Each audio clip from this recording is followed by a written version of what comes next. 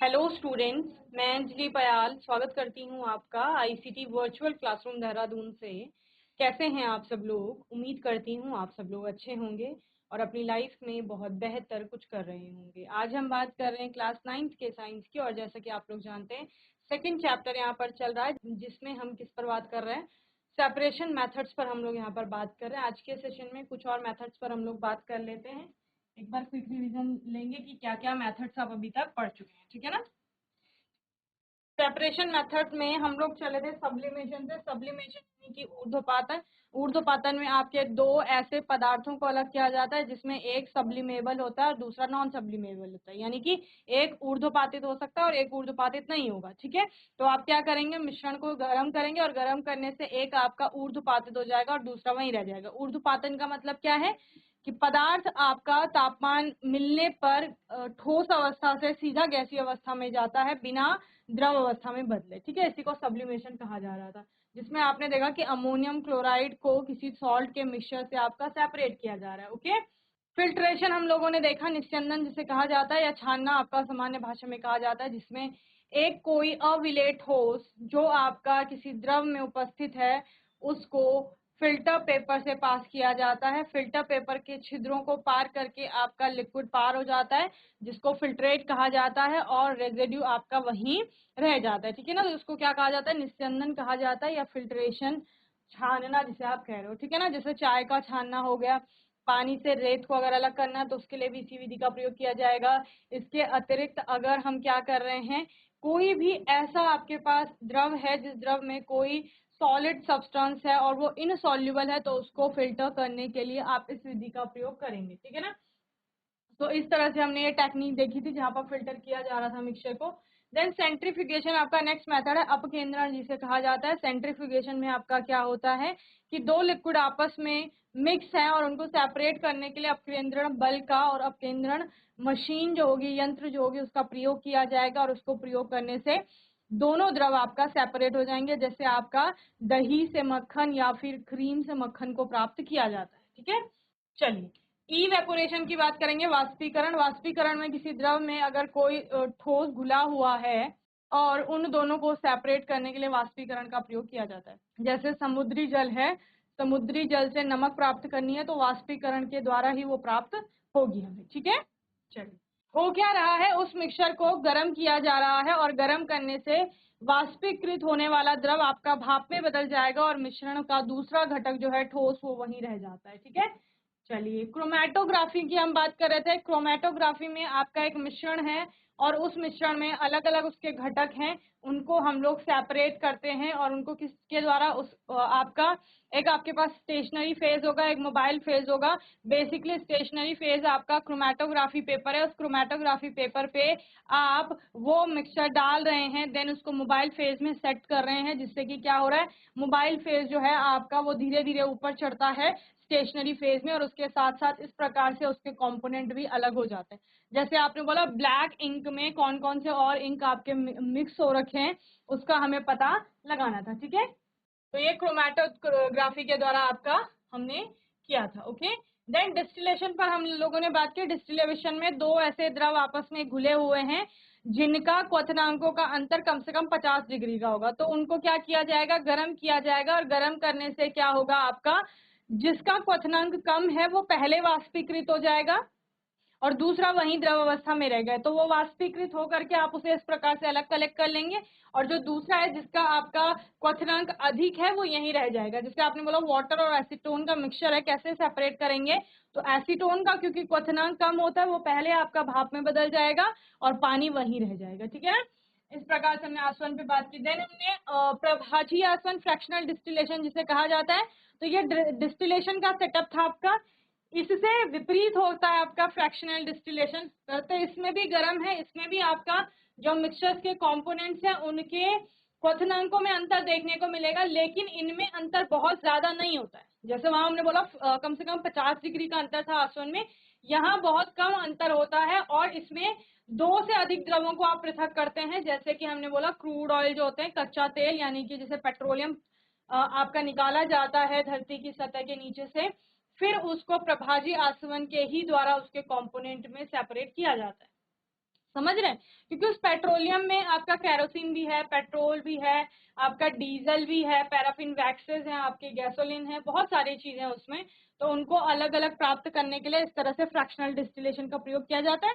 यहाँ से आपका कच्चा तेल डाला जाएगा, हीट किया जाएगा, यहाँ पर ऊष्मा दी जाएगी, धीरे धीरे तापमान बढ़ेगा। तो इस तरह से आपके फ्रैक्शनल डिस्टिलेशन के सेटअप में फ्रैक्शनल कॉलम बने होते हैं, और उन कॉलम में अलग अलग टेम्परेचर पर आपको अलग अलग उसके घटक प्राप्त होते हैं। ठीक है ना?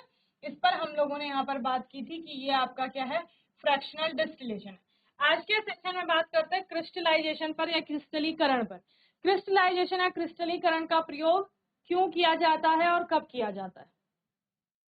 देखो, आप साइंस पढ़ रहे हैं, साइंस में आप पढ़ रहे हैं केमिस्ट्री। केमिस्ट्री में पर्टिकुलरली आपको बहुत सारे कंपाउंड की सिंथेसिस करनी होती है। इसका मतलब क्या है कि आपको बहुत सारे यौगिकों का निर्माण करना होता है, उनको बनाना होता है बेसिकली, है ना? जैसे फार्मा भी आपका एक पार्ट है केमिस्ट्री का, जहाँ मेडिसिन बनती हैं। अब कोई कंपाउंड बन रहा है, उस कंपाउंड में सपोज कोई आपकी इम्प्योरिटी आ गई है, अशुद्धि आ गई है, तो उस अशुद्धि को दूर करने के लिए एक आपका प्रोसेस होता है जिसको क्रिस्टलाइजेशन कहा जाता है। ठीक है ना? एक सॉल्वेंट लिया जाएगा, उस सॉल्वेंट में आपका वो जो आपको क्रूड प्रोडक्ट मिला होता है, क्रूड यानी कि जिसको आपने बनाया है, उस क्रूड प्रोडक्ट को आप उस मिश्रण में डालते, उस पानी में डालते हैं, या सॉल्वेंट जो भी आपने लिया है उसमें डालेंगे, उसको हीट करेंगे। हीट करने से आपका क्या होगा, जो वो क्रूड प्रोडक्ट था, यानी कि वो कच्चा जो आपका उत्पाद था बोल सकते हो, या वो जो अभी अशुद्ध अवस्था में है उस उत्पाद की बात की जा रही है, वो उसमें डिसॉल्व हो जाएगा, पानी में घुल जाता है। क्लियर है? अब क्या होगा, उसमें जो भी सपोज उसमें कोई सॉलिड इम्प्योरिटी थी कि उसमें कुछ और आपके फॉरेन पार्टिकल्स हैं, तो उसको आप फिल्टर कर लेते हैं, फिल्टर करके आप उसको अलग प्राप्त कर लेते हैं। ठीक है ना? उसको आपने सेपरेट कर लिया। अब वो जो फिल्ट्रेट आया, फिल्ट्रेट कौन सा होगा, जो फिल्टर पेपर को पार करके चला गया, उसको आप कुछ समय के लिए रख देते हैं। अब उसमें क्या होगा, उसमें धीरे जैसे जैसे वो कूल डाउन होगा, उसमें क्रिस्टल बनने लगते हैं उस प्योर सब्सटेंस के। इसी को क्रिस्टलाइजेशन कहा जाता है। समझ रहे हो? बहुत सिंपल सी चीज है। आपने कोई प्रैक्टिकल किया जिसमें आपको एक सिंथेसिस करनी थी, ठीक है, यानी किसी उत्पाद का निर्माण करना था, आपको वो प्रोडक्ट, वो यौगिक आपको प्राप्त हो गया। उत्पाद, प्रोडक्ट, यौगिक एक ही चीज को बोला जा रहा है जो आपने बनाया है। ठीक है? उसको आपने बनाया, और बनाने के बाद आप क्या देखते हैं कि उसमें कुछ ना कुछ अशुद्धि होगी, तो उसको क्रिस्टलाइज किया जाता है। रिक्रिस्टलाइजेशन का प्रोसेस भी उसे कहते हैं। ठीक है ना? उसमें आप लोग क्या करते हैं, सॉल्वेंट ले रहे हैं, उसमें आपने वो पूरा पदार्थ डाल दिया जो आपने बनाया था, वो डाला। पानी गर्म था आपका, आपने उसमें डाल दिया सॉल्वेंट, हम पानी बोल रहे हैं यहाँ पर, उसको गर्म किया, उसमें डाल दिया। डालने के बाद क्या होगा, वो डिसॉल्व हो जाएगा उसमें, जैसे जैसे आपका टेम्परेचर बढ़ता रहेगा वो डिसॉल्व हो जाएगा, घुल जाएगा। अब क्या होगा, कोई उसमें इनसॉल्युबल सब्सटेंस था, जो फॉरेन पार्टिकल्स जिसे आप कह रहे हैं, या इम्प्योरिटी जिसे कह रहे हैं, ठीक है, वो पानी में अलग ही रहेगा, वो तो घुलेगा नहीं। तो आप उसको क्या करेंगे, फिल्टर करके अलग कर देंगे। अब फिल्ट्रेट आ जाएगा, है ना? आपने पूरा डाला फिल्टर फिल्टर पेपर में, तो आपका क्या हुआ, ऊपर इनसॉल्युबल सब्सटेंस रह जाएगा आपका फिल्टर पेपर में, और नीचे फिल्ट्रेट प्राप्त हो जाएगा। अब उस फिल्ट्रेट को आप लोग लेंगे और उस फिल्ट्रेट को कुछ समय के लिए रख देंगे, तो उसमें क्या बन जाएंगे, क्रिस्टल बन जाएंगे, जो कि प्योर होंगे। समझ रहे हैं? क्या किया जा रहा है यहाँ पर, देखिए, आपने यहाँ पर एक विलायक लिया, उसमें आपने क्या किया, इम्प्योर सॉलिड को डाला। इम्प्योर सॉलिड किसे कहा जा रहा है, वही जो मैंने कहा, जो उत्पाद आपने बनाया उसको इम्प्योर सॉलिड कहा जा रहा है। आपने उसको पानी में डाला, स्टर टू डिसॉल्व सॉलिड, उसको आप घुमाएंगे, हिलाएंगे, जब तक कि वो क्या नहीं होगा, घुलेगा नहीं। नहीं घुल रहा है तो आप उसको क्या करेंगे, the solution is to heated to evaporate most of the solvent. आप इसको गर्म करते हैं, गर्म करने से क्या होगा, अब ज्यादातर आपका डिसॉल्व हो जाएगा, और प्रयास करेंगे कि जो सॉल्वेंट था आपका वो धीरे धीरे इवेपोरेट होने लगे। यानी यहाँ पर जो आपका क्या था, ये सॉल्वेंट लिया ना आपने, सपोज आपने पानी लिया, उस पानी को यहाँ पर हमने वाष्पीकृत करना है। अब वाष्पीकरण के पश्चात आपका यहाँ पर कुछ ना कुछ तो रह ही जाएगा जो वाष्पीकृत नहीं होगा। उसको आप जब थोड़ी समय के लिए रखते हैं, तो आपको वही सब्सटेंस जो आपने यहाँ पर डाला था, जिसको आप इम्प्योर सॉलिड कह रहे हो, उसके सॉलिड क्रिस्टल्स यहाँ प्राप्त हो जाते हैं। ठीक है ना? इसके बीच में एक प्रोसेस है जहां पर यहाँ से निकालने के बाद आप इसको इवेपोरेट करते हैं। समझ रहे? इवेपोरेट करके आप उसको अलग कर देते हैं। या फिर इसी प्रोसेस के बाद भी अगर कोई कोई आपका क्या केस होता है कि क्रिस्टल आपने डाला, वो ठंडे ही पानी में आपका घुल गया, तो फिर यहाँ पर आपको इनसॉल्युबल कुछ सब्सटेंस दिखेंगे तो उनको आप फिल्टर आउट कर लेंगे। इस प्रोसेस के बाद आपका हो सकता है इनसॉल्युबल दिखे कुछ, जिसको इम्प्योरिटी क्या है उसको फिल्टर आउट कर लेंगे, देन कूल कर देंगे। ओके, तो इससे आपको प्योर क्रिस्टल प्राप्त हो जाते हैं। Okay, then step 4, filter paper लिया आपने और उसमें उन क्रूड क्रिस्टल्स को, जो आपके प्योर क्रिस्टल जो है उनको आपने प्राप्त कर लिया। The cold solution is poured off to obtain the crystals by pressing them between sheets of filter paper. Filter paper के बीच में आप उस क्रिस्टल्स को रखेंगे और उनको प्रेस करेंगे। क्यों? क्योंकि मॉइस्चर कंटेंट होगा उसमें, नमी होगी कुछ, तो उसको सुखाने के लिए, ड्राई करने के लिए आप फिल्टर पेपर के अंदर उस प्रोडक्ट को रखते हैं जिससे कि वो सूख जाए। ठीक है ना, और आपको बहुत अच्छे क्रिस्टल्स प्राप्त हो जाते हैं। क्लियर? चलिए इसको बना लेंगे।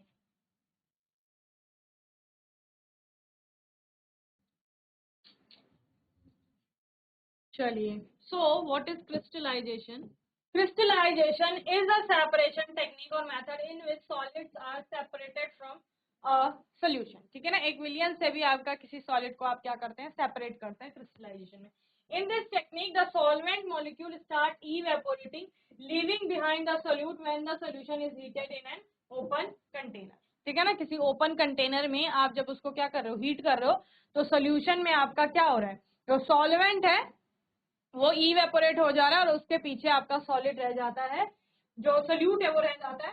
Crystallisation is better than evaporation because during evaporation some solids decomposes or some like sugar may get charred on heating to dryness.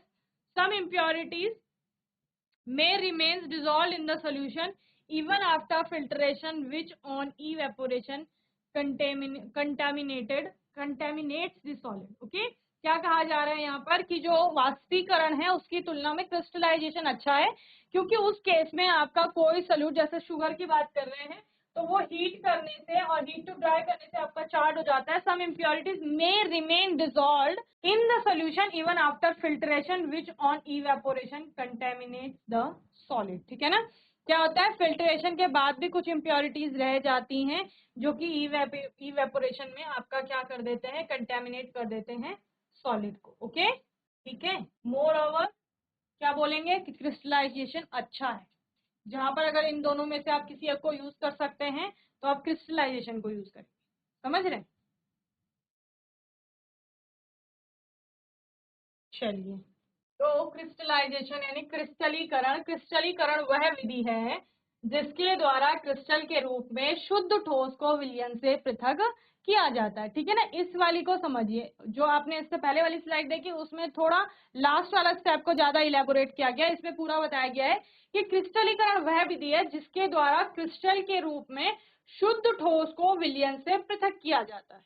ठीक है ना, इस विधि का प्रयोग ठोस पदार्थों को शुद्ध करने में किया जाता है। हमें पता है, मैंने बोला आपको कि इम्प्योर सॉलिड आपको प्राप्त होंगे, उन इम्प्योर सॉलिड से आप क्या करेंगे, यहाँ पर प्योर सॉलिड को या प्योर जो आपका कंपाउंड है उसको प्राप्त करेंगे। उदाहरण, समुद्री जल से प्राप्त नमक की अशुद्धियों को अलग करने के लिए। अब समुद्री जो जल है उसमें नमक घुली है, आपने कहा हमने वाष्पीकृत किया, वाष्पीकृत से पानी तो हट गया, लेकिन नमक अभी है, नमक में कोई अशुद्धि है, तो अब आप क्या करोगे, अब आप क्रिस्टलाइजेशन का प्रोसेस यूज करेंगे, जिसमें क्या करेंगे, उस नमक को फिर से पानी में डालेंगे, वो डिजोल्व हो जाएगी, है ना।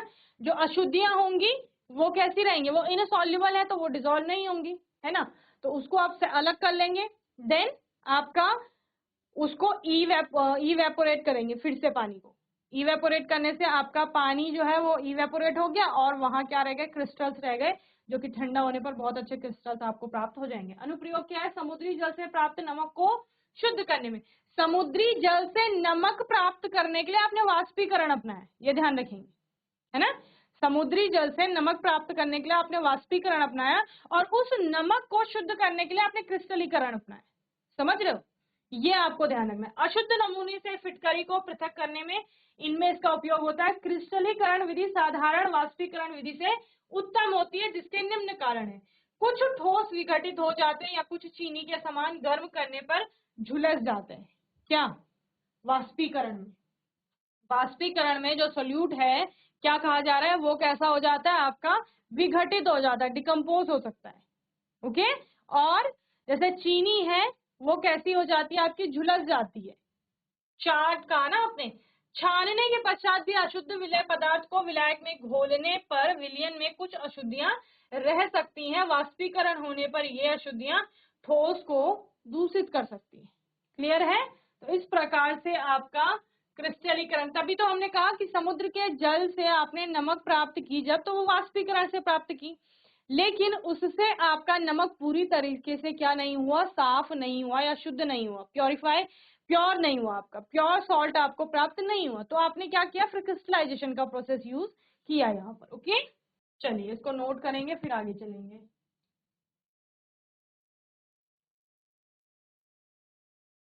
चलिए नेक्स्ट, पृथककारी की विधि से आप लोग सेपरेट करते हैं। ये बहुत छोटी क्लासेस से आपने देखा है कि सेपरेशन के लिए आपका एक सेपरेटिंग फनल का यूज भी किया जाता है।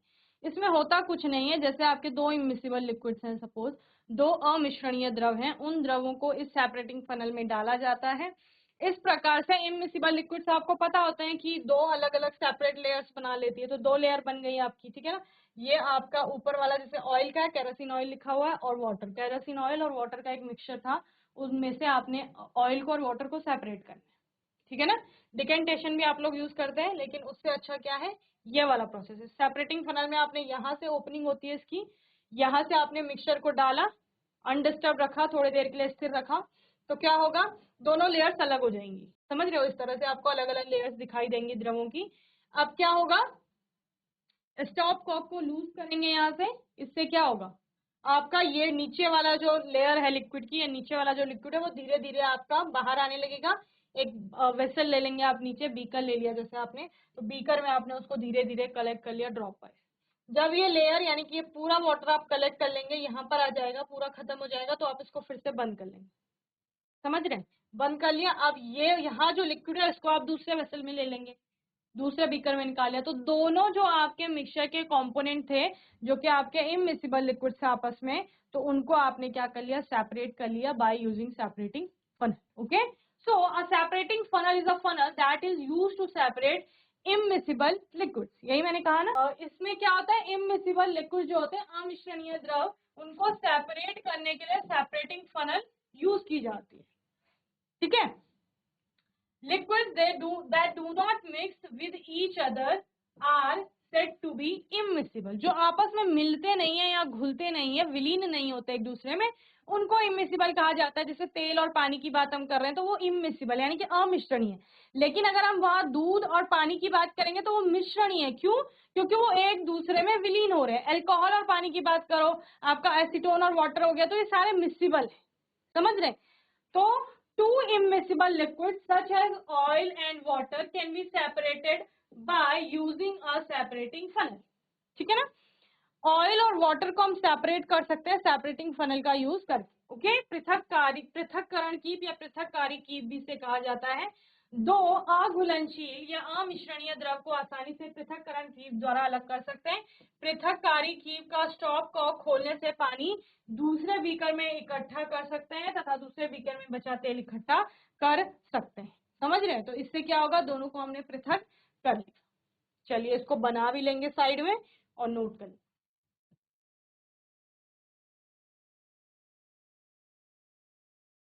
चलिए आपका सारा क्या हो गया, सेपरेशन हो गया। इस प्रकार से देखिए कैसे सेपरेट होता है। ठीक है, पहले आपने मिक्सचर डाला, मिक्सचर डालने से क्या हुआ, दोनों लेयर्स बन गई। अब यहाँ से स्टॉप को खोला, नीचे वाली लेयर को अलग कलेक्ट कर लिया। ओके, ध्यान से देख लेंगे इसे कैसे हो रहा है। लैब में भी परफॉर्म कर सकते हैं, आपके लैब में सेपरेटिंग फनल तो होती है, तो सेपरेटिंग फनल में ऑयल वाटर हमारे पास इजीली अवेलेबल होता है, तो उसका मिक्सचर बना के डाल देंगे उसमें। ज्यादा कुछ तो चाहिए नहीं इसमें, है ना, बस पृथककारी की चाहिए आपको। चलिए चैप्टर यहाँ पर इस टॉपिक के साथ आपका समाप्त होता है। अब बात करते हैं इससे रिलेटेड क्वेश्चन आंसर के। इस चैप्टर में क्या क्या एक्सरसाइज आती है, क्या क्या क्वेश्चन आते हैं। तो पहला क्वेश्चन इसी से ले लेते हैं हम, सेपरेशन जो आपने टेक्निक्स पढ़ी है, मेथड्स पढ़े, अभी पढ़ा है आपने, तो आपको याद ही है सब कुछ। नेम द टेक्निक और मेथड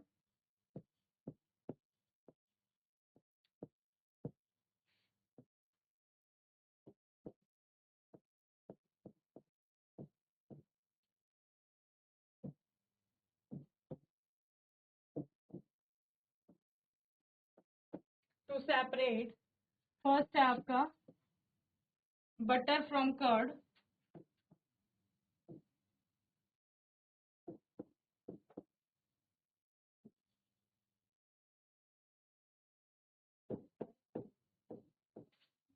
सेकेंड है आपका सॉल्ट फ्रॉम सी वाटर,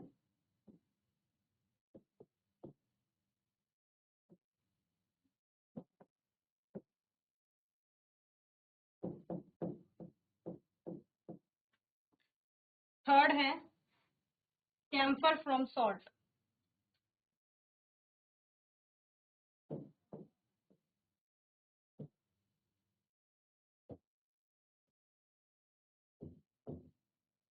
चलो बताओ जल्दी से।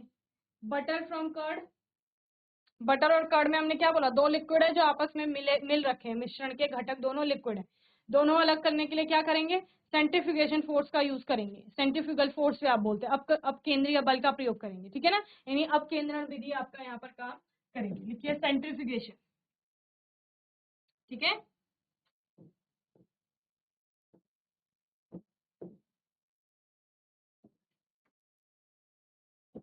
अब समुद्री जल से आपका लवणों को अलग करने के लिए किस विधि का प्रयोग किया जाता है, कौन सी टेक्निक है, evaporation,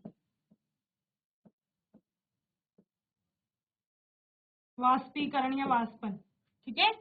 and camphor from salt, इसमें किसका उपयोग किया जाता है, कहाँ पढ़ा था ये आपने, बताओ। सबसे पहली जो विधि पढ़ी थी, सब्लिमेशन, ऊर्ध्वपातन, ठीक है। जहां पर कैम्फर आपका क्या है, सब्लिमेबल है, ऊर्ध्वपाती तो जाएगा और सॉल्ट आपकी वहीं रह जाएगी, ठीक है। तो इस तरह से आप दोनों को क्या कर लेंगे, अलग कर लेंगे।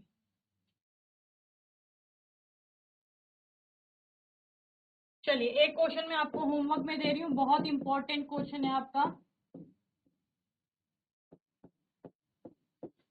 हाउ आर कोलॉइडल सॉल्यूशन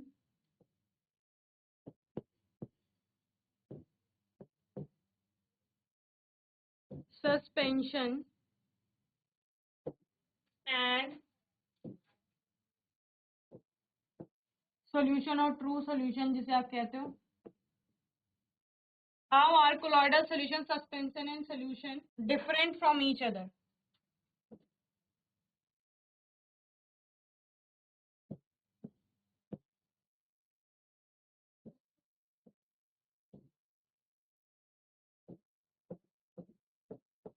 ठीक है, इसको करके आओगे। क्या अर्थ है, कोलाइडी विलियन, निलंबन और ट्रू सॉल्यूशन जो आपका है, यानी कि विलियन, उन तीनों में आपको अंतर स्थापित करना, अंतर लिख के लाएंगे, ठीक है ना। बहुत अच्छे से हमने तीनों को पढ़ा है। बाकी कोई भी डाउट होगा, क्वेश्चन होगा तो आने वाले सेशन में आप लोग पूछ लेंगे। और तब तक के लिए आईसीटी वर्चुअल क्लासरूम से जुड़ने के लिए धन्यवाद।